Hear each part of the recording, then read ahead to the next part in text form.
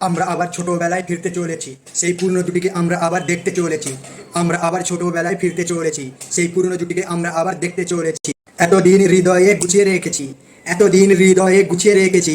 নতুন করে গড়বে ইতিহাস দেব শুভশ্রী, নতুন করে গড়বে ইতিহাস দেব শুভশ্রী, দেব শুভশ্রী, দেব শুভশ্রী। হ্যালো, নমস্কার, আদাব। My name is টিভিজি।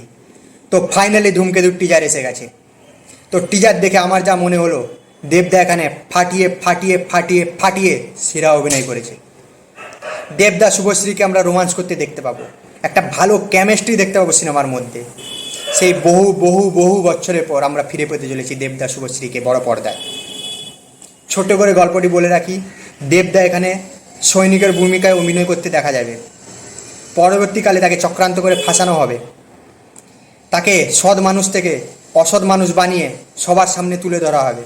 একটা জিনিস খেয়াল করে দেখেছো, আজকের দিনে কেন ধূমকেতুর টিজার নিয়ে আসা হলো? অনেক তো ভালো ওকেশন ছিল, ভালো দিন ছিল, তা সত্ত্বেও আজকের দিনে কেন? তার কারণ হচ্ছে, আজকে দেবদার প্রডিউসার জীবন 8 বছর পূর্ণ হলো। এই জন্য আজকে ধূমকেতুর টিজার রিলিজ দেওয়া হলো। একটা জিনিস ভালো লাগলো, সেটা হচ্ছে দেবদা শুভশ্রীদি ইগো ছেড়ে আবার নিজেদের বড় পর্দায় তুলে ধরতে চলেছে।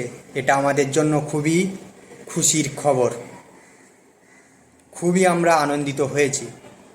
ধূমকেতু এতদিন ফেঁসেছিল কিছু কিছু খারাপ মানুষের চক্রান্তে। আর একটা জিনিস হচ্ছে, ধূমকেতু দেবদা নিজের মন থেকে চাইছিল রিলিজ করার জন্য, কিন্তু তার কাছে সেই স্বাধীনতাটা ছিল না, সেই জন্য সে কিছু করতে পারেনি। আজকে সে প্রডিউসার হয়েছে, তার কাছে সব স্বাধীনতা আছে, সেই জন্য ধূমকেতুকে আমরা দেখতে পাচ্ছি বড় পর্দায়। এই জন্য বিশেষ ধন্যবাদ দেবদাকে।